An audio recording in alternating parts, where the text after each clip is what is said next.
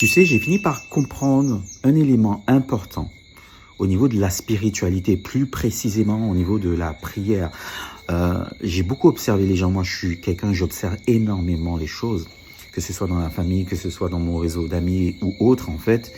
Et ce que j'ai remarqué, c'est que tu auras beau avoir une vie spirituelle et plus précisément une vie de prière active, si tu ne te décides pas à passer à l'action, si tu ne te décides pas à joindre tes demandes, donc ta prière, aux actions précises, rien ne se passera, rien n'évoluera. Et je l'ai vu, hein, et c'est là que j'ai compris que finalement, si tu ne décides pas de changer les choses, tu naîtras pauvre et tu mourras pauvre. Et la prière ne changera rien.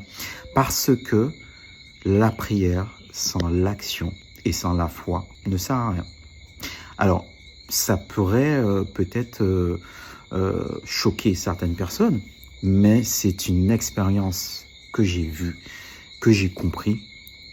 La prière sans la foi et l'action ne change rien du tout, en fait, clairement, tu vois. Et c'est pour ça, justement, que depuis que je suis rentré en Guadeloupe, j'ai décidé justement d'élargir ma zone de confort, en fait, de sortir tout simplement de ma zone de confort pour aller à la découverte de ce que je ne connais pas, aller affronter mes peurs, aller affronter justement mes craintes et surtout me dire, ok, même si tu as peur, tu peux le faire. Même si tu ressens ce blocage, tu as la compétence et tu as la puissance nécessaire de faire et de transformer ta vie. Et effectivement, en ajoutant la spiritualité, ça te donne une puissance supplémentaire. Donc la chose que tu dois retenir, c'est cette notion d'équilibre. Tu dois toujours compléter justement tes actions. La spiritualité avec l'action.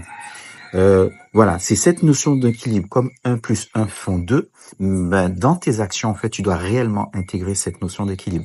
Laisse-moi un commentaire justement pour me dire si tu es d'accord avec moi ou non, si tu as déjà compris ça ou tu l'as déjà expérimenté.